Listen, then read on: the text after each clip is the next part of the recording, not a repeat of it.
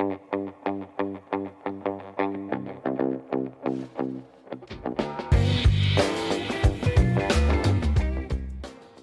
right, welcome back to this week's episode of the Rip City Roundtable Podcast. I'm your host, Corey Dickman, the shoot first point guard.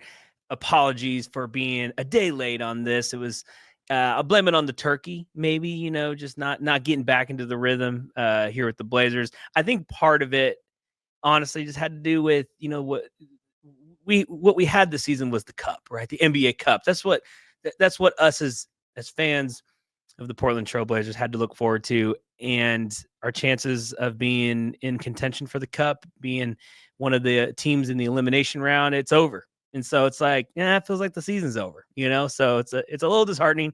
We'll do a recap of the past week, talk about that last cup game and all the crazy scenarios that were still in play potentially for the Blazers to sneak in as a wild card. And then what we have to look forward to as we move to tonight's game against the Utah Jazz that I will be covering.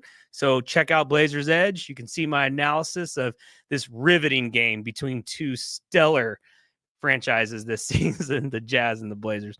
But let's recap the week. Last time we talked, the Blazers were coming off a loss against the Pacers, but it was okay. Because, again, all we were looking forward to was the next game against the Kings, which was a cup game, right? We had to beat the Kings. And honestly, we kind of had to slaughter them. Really, we needed to win real big. And the Blazers took care of business, 115-106 against Sacramento. Sacramento doesn't really have any excuses right now. They did not have DeMar DeRozan in that game.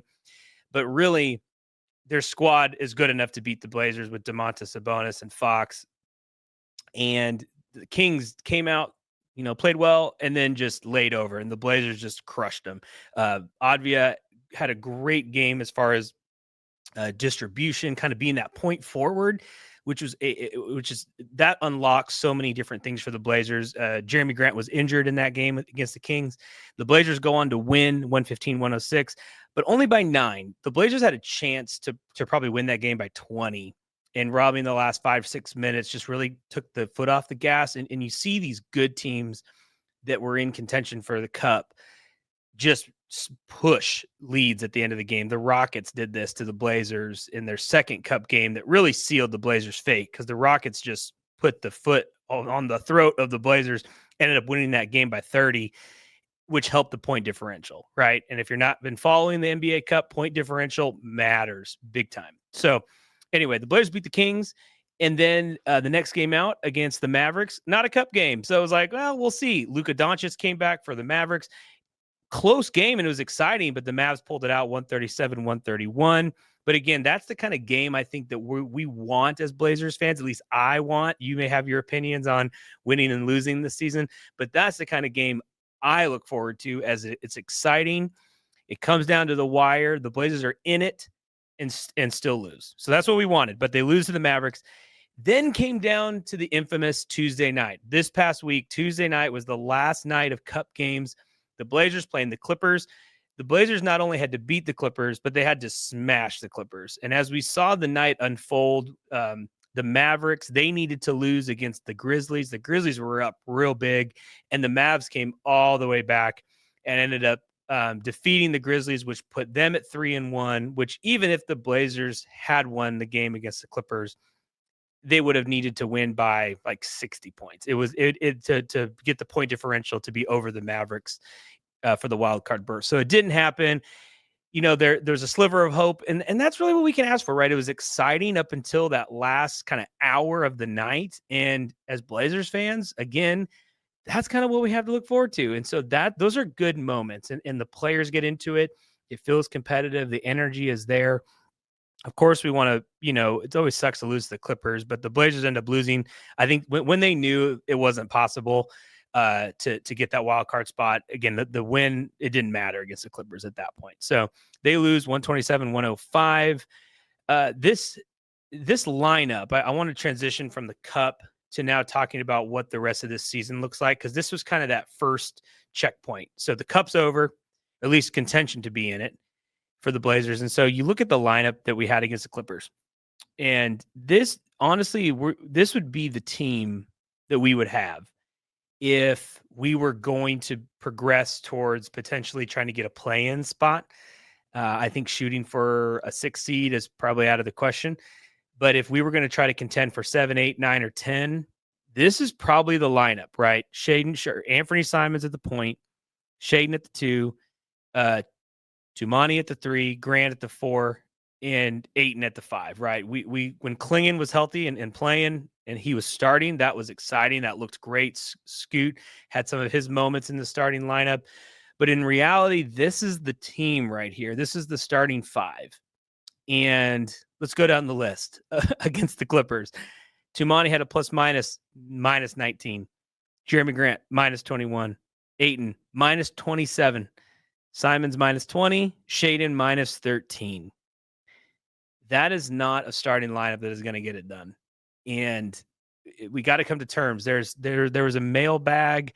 I think Dave answered on Blazers Edge Thursday. We're recording this Thursday. So today, basically asking the question, should the Blazers be tanking, right? Like, is Klingon and Scoot really injured? Or is this just a tanking ploy? And our beloved Dave argues that, look, the team is not tanking based on the energy level, the lineups, the minutes, Chauncey and kind of this weird limbo season that he's in. The team is trying, but I'm anxious to see what happens tonight against the Utah Jazz, being Friday night, against two teams that are arguably going for a top 3 pick, right, in the NBA draft. So do the Blazers come out swinging tonight against the Jazz, or do we kind of try to lay down? And I think that'll be really telling as far as the trajectory of the rest of the season, because again, you can't roll out this kind of starting lineup in a game that really matters against a Clipper team that is playing really well, above their expectations, without a guy like Kawhi Leonard. And the team is actually a team, right? James Harden, Norman Powell played really well. He's been having a good season when he's been healthy. And so the Clippers aren't like a terrible squad, but you can't have that kind of performance and a starting lineup that basically has a plus minus of minus 20 average if you're going to try to compete for the rest of the season. So the bench, Jabari, Chris Murray played okay. Advia, like we mentioned, I think his power, I mean, he was 3 for 3 from the 3-point line, which is what we wanted to see from Denny, but his superpower is going to be at the 4. And I think it's starting in place of Jeremy Grant. I think it's getting the rest of the team involved. I think that is where we're going to see him shine. And it probably won't be anytime soon, but maybe as the season progresses, maybe after the trade deadline, we'll start to see that rhythm from him. And really the rest of the bench, Delano did his kind of typical Delano game, 14 points, 5-11 from the field. So I think the Clipper game right here, the Blazers are 8-14. This is our 22nd game of the season. This is going to be one of the turning points. When we look back to this season, we're going to say game 22 was the last one, in my opinion, where the Blazers really tried. And now I think tonight against the Jazz, we're going to see, I think, the blueprint for the rest of this season, which is going to be probably a lot of losing.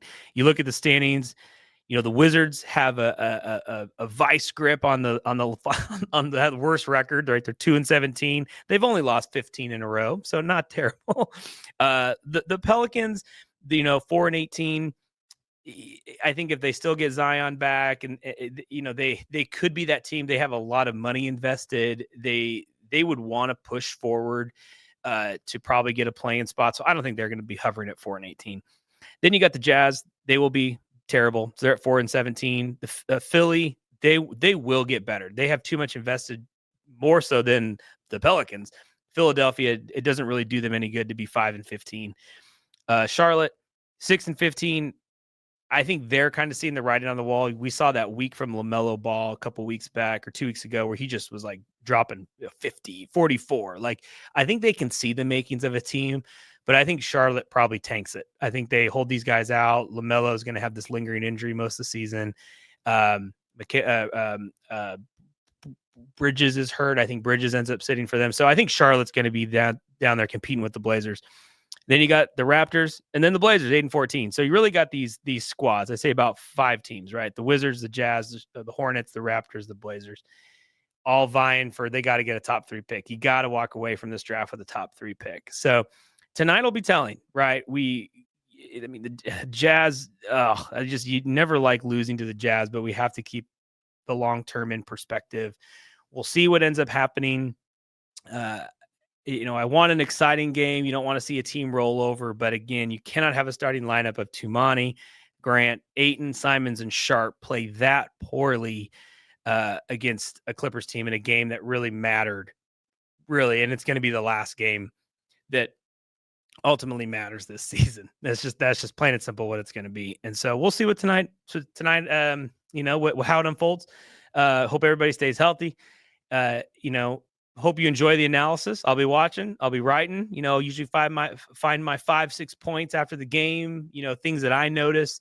That again, it's probably going to focus more on development and trying to see a rhythm and a structure with the team moving forward that may not include players like Simons, players like Ayton, players like Grant. I mean, really, 3 guys in the starting lineup here are probably the top 3 trade candidates for the Blazers. So. We'll see what happens tonight. Stick with us, right? Again, it may be frustrating that the losses pile up, but you want to be there when you said, man, I saw this coming. I saw this happening. And then when the Blazers land Cooper Flag, then it's all good. So you're fine. You'll be okay. So stick with us. Don't go anywhere. Follow the team. Stay glued in. Check. I mean, obviously you're listening to this podcast. Maybe you're watching it on YouTube. There's other great content, but stay on Blazers Edge, man. BlazersEdge.com. A lot of good articles. We're pumping out content every day, man. Good stuff with Connor and Brandon and Dave and Adrian. Like, so many good writers. Timmy. I mean, we have a great crew, and they're covering all sides of the Trailblazers as we start to get down into the nitty gritty of this season. So anyway, I hope you enjoyed this episode. Thanks for rolling with me as I was at the desk all by myself today, but we'll have a guest next week, so you don't just have to listen to my voice.